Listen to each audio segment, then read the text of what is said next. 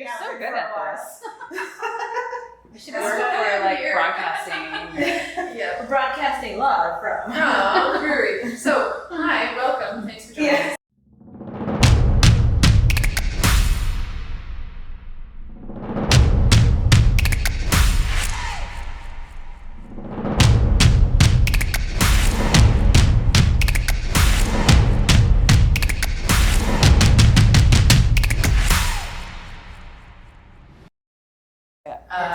Can you tell us who you are and why are you here today?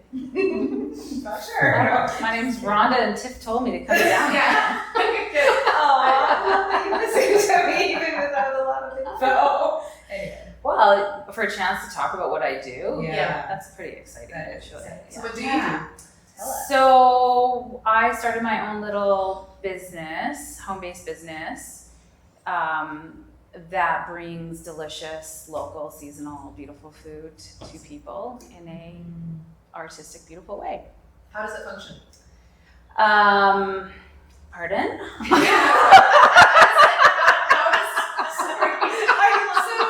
So I'm an average Joe in the community here. Yeah. How, if I wanted to have access to your food, how would I get it? So I'm still working. There's so many moving pieces. There's so many things I could be doing to tighten things up. Okay. It started off with word of mouth, Yeah. and then I have an Instagram account. What do you call? I'm called the Grazing Table Grab Forks. Okay. Yes. So you can reach me through email, and I'm working on a like a set menu kind of thing that I can shoot you, and you can order it like that, or For like Friday night dinner at home or special events or. yeah, it really depends. It really could be whatever you want it to be. Okay. It comes in different forms. Yeah. Yeah, so I just started doing boxes, which are two different sizes, which are more easy peasy, grab, go. Yeah. And then what I started out doing was more like a mini catered event where I would come into your home or your chosen location, and I would set it up and decorate around it, and it was birthdays and special occasions and things like that. So. Okay. I've already lost my train of thought thinking about how delicious it is. Have you seen my? I've seen pictures of what yeah. you've done. Yeah. So. And we'll clip in some. For sure. Yeah. Okay. So, are you? So when we spoke to Olga last week, and in my case last week as well, we roast on Friday, and I deliver on Tuesdays. Yeah. And Olga does her pierogi deliveries on specific days. Are you in operation for set days and hours, or is it just as and when people like? It's that would be the goal. That would be awesome if I had some sort of set order for what I don't even know what that would look like. Who would want that? But yeah, it's just you have to pre-order and I can get it to you after, depending on what you're ordering, after a few days. And so you live and work in this community, and you said in your intro that you were trying to work with fresh, local, seasonal stuff. Yeah. Do you buy from the local farmers or the producers? Yeah. Talk So about that. So can I just say one Yeah. thing? Sorry. Knowing that what you put in your boxes is local, I think that and maybe you can say this a little bit too, but it's like a double whammy when someone supports you, right? They're not only supporting you, but so maybe you can expand on that because it is like the That's a ultimate really good support. point. Yeah. Really good point. Sometimes I'm not very clear on really That's what okay. I'm doing, because it all started back Take us back. when I got kicked out of my job because I refused to do or say my vaccination status, and so I decided that I never wanted to work for anybody again. Yeah. But I didn't know what I wanted that to be. And then I just do what you love. Just do what you love. I was listening to a lot of very wise women say now's the time to really take hold of what you love. Yeah. And that's how we're going to change the world. You're not crazy here. Cheetah, right? So it was food. I've always loved food. Yeah. And so I threw a dinner party in the middle of this crazy pandemic time and invited a bunch of people to come together to remember our humanity, to remember what it is to to be human, and it was during there was a food crisis going on, right? So-called food It's crisis so frightening for a lot of people. for a lot of people, but I had everything that was on this table was from Grand Forks. Cool. And there was no food shortages going on, so it was Yeah. very well timed, actually. That is so beautiful. So it was It's a really good point. You know, there was no groceries anywhere, yeah, and yet everywhere I turned, there was food. yeah, There was food. You know, I was shopping out of Rex's cellar, right? Like yeah, a wheelbarrow, a huge wheelbarrow. If you go back through my Instagram stuff, there's a wheelbarrow the size of this table, full of produce, and I think he charged me like $42 for it. And the shelves at the grocery store were empty. yeah. And who are you talking about? Rex McPhee from Darcy Road Farms. Okay. You know, one of the cornerstones of our local farmers market. Right. And then even when the market's closed, you just go knocking on his root cellar door and there's Rex. Okay, I need to know this guy. a You little do? better. I got it. How do I know Rex? He grows the best cabbages. Yeah. So you like tapped into this abundance of So food here. yeah. So and then that got me thinking. I went to the island and I was visiting my sister, and I was like, well, how am I going to continue down this food road? Like, what is that going to look like? And I was talking, and a friend of a friend pointed out this business that she had started called the Noble Grazer. And I was looking at the photos. I'm like, this is what I'm going to do. And it's actually quite a busy phenomenon. Like it's all over the place. Yeah. This whole grazing thing, right? Yeah. Like Gwyneth Paltrow had it for her last wedding. Which you did. Yeah. Anyway, so I kind of it just clicked because like I'm not a trained chef or anything, but I've cooked forever, and I'm also naturally creative at heart. I love beautiful things and attention to detail for the details that I actually give a shit about. Yeah. So it all kind of made sense, and so then I started the grazing table because the dinner was called the table, and then so I continued it on and called it the grazing table Grand Forks. So could you describe what you mean by grazing? Because there could be people who sit down to, a meat and two veg kind of plate every night, and so they're not familiar with What's on the grazing? What's on a grazing table and why it benefits or contributes to a more social environment and sort of an intuitive way of, I don't know, I find this sort of thing is it's a form of communication. I think that for one, it looks beautiful if it's done correctly. And I've always liked eating that way, so maybe that was why I was drawn to it. Like I don't need to sit down and eat a lot of heavy food. And so it was just a way to sort of try. It's very fun. You can try a bunch of different things. Little things you can combine this and that, and I think it's just the combination of everything, just the visual and the fun of being able to grab what you want, when you want, how much you want. Right, and everyone's gathered around. And everybody's gathered around, right? So it's just, you can come and go, and it's not so formal. And it does really slow the meal time down, I find it. It really is conducive with sitting down, taking your time. And if you're going to go to all that effort to make something beautiful, out of something beautiful, for someone beautiful, then you want to really take your time with it. I mean, the whole thing about this is, first of all, understanding what food is. We've lost our way with what food is. We think it's just something we can grab and go, and it's more. Food is love, food is nourishment, food is energy. So kind of bringing it back down to like how we eat, what we're eating, and why, and all of that. So it's a bit, so that's sort of the big piece of it. And then also, like changing our food systems in a way that, it's how broken our food system is. And that, did you know, this is something I don't know the specific details of, so we may need to follow up. But when Bilo was open, we had a lot of local farmers in the produce department there. When Bilo closed, our local farmers aren't allowed to sell in our local grocery stores unless they pay a $10,000 entry fee, basically. There's a particular name for it. Do you know what it is? No. It's a fee that ensures that their product is safe to consume. Yeah, no, it's totally corrupt. The Yeah. systems are corrupt and they're They don't benefit failing, small and farmers. they don't benefit the people. The people, they don't benefit the people. No, It just not at all. benefits the one on top, and it's super corrupt. So So how do you source your Yeah, talk about products? specifics so maybe. okay, so I will go to the farmers market. Yeah. I'll go directly to the farmers as well. I'll make some of the stuff myself.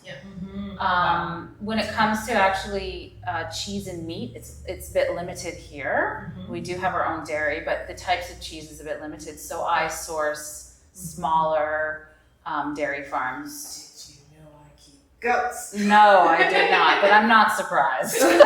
What do you not do? Vacuuming. I don't have a vacuum. Yeah, okay, I'll believe it when I see it. I don't have a vacuum. It's the running Yeah. joke. Yeah, no, I don't have a vacuum. So, I'm sure there's potential for more of that here, right? Which would be great. And But the cured meats is a really tricky one too, Yeah. because they're hard to find. yeah, And it's hard to find I think of the textures and tastes and styles that you're looking for. And they're not easy to find here. Like this is something Yeah. you're looking more in an urban center to have access to. yes. So I have found a guy named Mike Shimakowski. He's a super cool dude. Yeah. And he's out of the Okanagan, Mm-hmm. and he's pretty small scale. Yeah. He'll sell to different wineries mostly. Theo Yama. No. Okay. So he's called Hand Cut and Cured. Okay. And he sources his pigs from a farm in Lumbee, and they've been, anyways, long story short, he gives a shit where his meat comes from. He cares what he's doing. Yeah. So it's like bringing old world production of food back onto our tables. Yeah. So Such a necessary thing, and it's so underrated and sort of villainized. Again, there's another running joke in our house that I have a very old world approach to like leftovers and stuff. I'm like, yeah, the meat's fine. But a lot of these production techniques, the preservation, the fermentation, they're being lost, and people don't know enough to know that they ought to care about it. Yeah, well, so it is a long road ahead, probably. But I have faith that people are going to figure it out eventually and know what actually real food tastes like. It has a taste. And the value too. I don't think we understand that we do have to spend money on good food. Yeah. We can't just think that we should go to $1.49 days and we're lucky to save money. It's like we have to know where our value is and what we're buying and the value that'll put into. This is something I'm so passionate about. It's so passionate about the quality of food. We ought to be uncompromising with it. Like this is something that we should be drawing very hard lines on, and that it's okay that it costs me money because it's everything. Food is absolutely everything, and it's so hard to negotiate that in the world today. It's been hard for me learning how to price my products and not feel like, yes, it's an interesting thing. Because I want to be able to, not everyone's going to be my customer. No. So, and that's it. It's just figuring that out. Yeah. So talk about why, like your grazing boxes and tables are going to be more than you would get somewhere else. Here. Well, nobody else is really doing it. There is one other person, but they are doing it completely different than I'm doing. So talk about that. Why are yours the best? Because I am putting food on not from Cisco or Costco. Not like basically I would say 99% of the food that you get from me was not purchased in a grocery store. Yes. Or some of it is, but it's like if I'm buying the chickpeas to make the hummus, yes, okay, but I'll you're getting them because you cannot. I'll source them ethically, right? It's very. I'm putting a lot of effort into where it's coming from. I'm trying to be very integral with what I'm doing, and it's a bit tedious. It is. And I'm like, do people actually Do you? They do. Yes, they do. But I want to say, like, how could somebody, if they are looking at, okay, I need this, and we know that you're an option, and sometimes there are other options around, right? Yes. But we know that you're providing the top of the top. Not, yeah. But what I want to say is, Yeah. how could someone who values local, values all the things that you do, how do they know which one is true? Because sometimes it's hard. Sometimes people advertise things in the store or anywhere, businesses, whatever it might be, as being, made by hand or local, but they might only be referring to two things that are local. I know. So how does someone I know. like sift through? So tell us, do you make a list and do you say where it's from? What would they need to ask together? So that's very interesting, because doing my research, there's so many grazing companies out there that say we work with Mother Nature and we're seasonal and local, and to a point. Yeah. Whereas I'm doing it like to a huge point. Yeah. And whether you're going to be aware to care about that is, I guess, not my, like, I can't control that. So, but when you order especially the Grazing Board experiences, it comes with a menu that lists all the producers and what they're about, and then it lists what, where your food's coming from, and why it's on that board, basically. And am I correct in thinking that when you can't get it locally, like I know you've made crackers and things like that, are you making yourself the things that you can't get for the most part? So I actually ended up buying crackers from the wrong place. Now I have a bunch of crackers, but I think I'm just going to sell them anyways. But for the most part, yes, I will make crackers. Things like nuts and dried fruit, I won't put olives on there. Dried fruit is, I put some figs and apricots, but I make sure that they're sourced from ethical farmers and I'm lucky to have, there's a walnut farmer that I've been using they're called Back Acres out of Christina Lake. And really beautiful walnuts. So I've been roasting them. There's hazelnuts on Hardy Mountain. Yes, there's hazelnuts, but he doesn't crack them. It's a lot of work. Yeah, so if you're not gonna crack them, I'm not gonna crack them. So like I said, like 97% of what I'm doing. Which is incredible. Can you name more of the places you get stuff from? Like, just throw it out there. Yeah, so, Jerseyland, of course, Settle Down Farms, Kettle River Farms. I get a lot of stuff off the co-op, and I was getting Greenwood Goodies a lot, stuff that she was bringing in.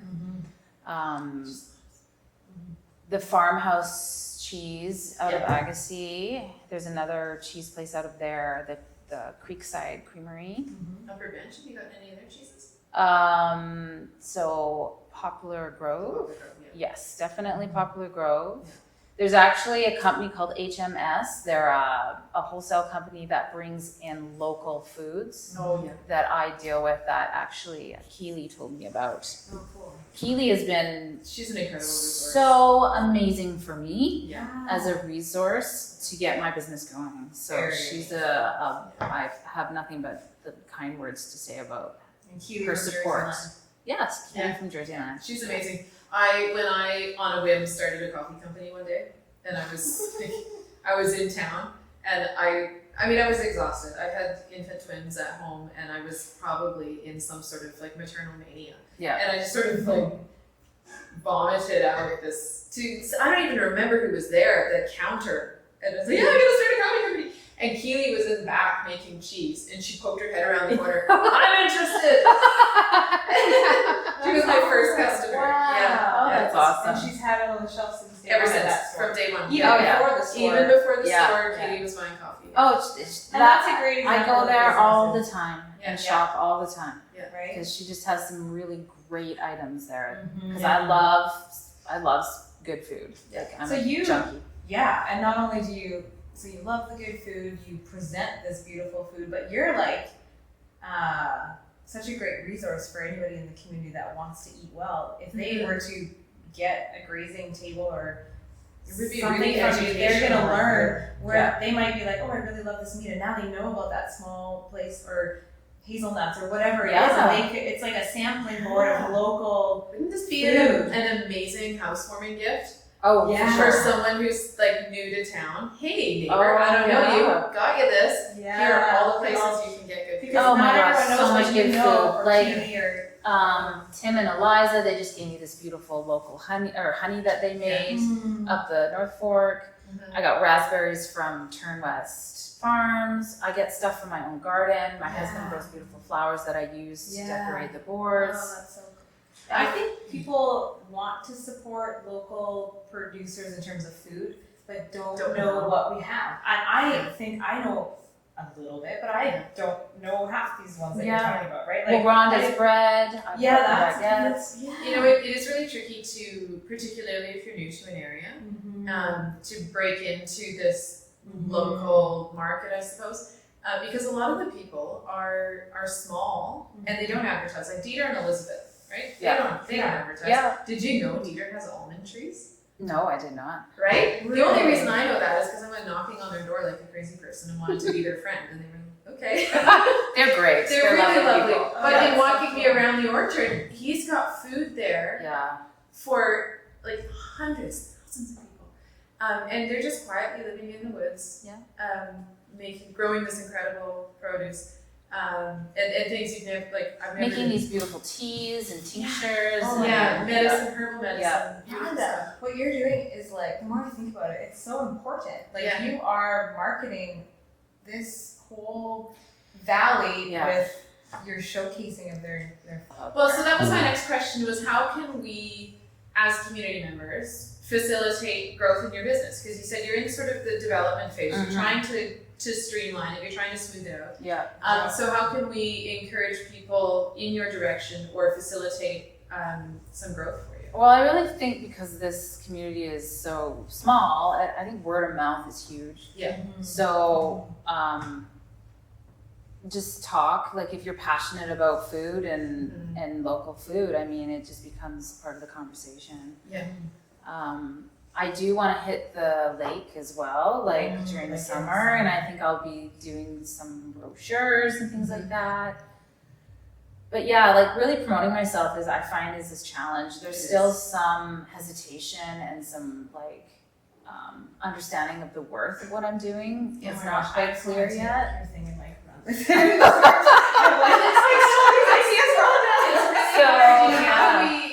We come up against the same thing, and I'm sure you do as well. And we develop these products. They're our babies, and it's not just me that's on the line, right? Like my business is down the line supporting other businesses. There's farmers who depend on me to buy their crops, and so I need to make sure that I'm charging enough for it. Yeah. But particularly in small towns, that can be a really, really big hurdle because people are like, well, I can get that same.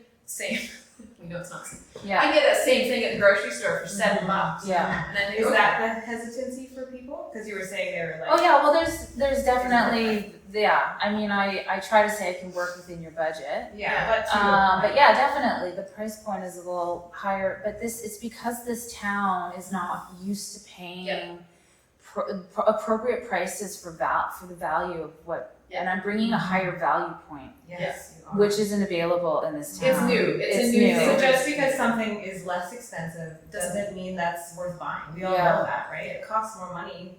If you were to go to the grocery store to buy the produce and the good food, it's cheaper to eat that. So when someone's looking, would you say, when someone's looking at ways of eating and then they look at what you offer, if it's the highest price point, hey, assume it's the best, right? Because that's not a sign of, no, I should stay away. In fact, I would venture to say, knowing about margins a little bit and things, that you're probably not jacking up the price all that much. Like you probably could even, considering how much it costs you to buy the stuff that you're buying. Would you say that's true? Yeah, I mean, that's another thing. Like, I don't really know what's appropriate to price. I mean, I know I need to pay bills. Yeah. So it's like,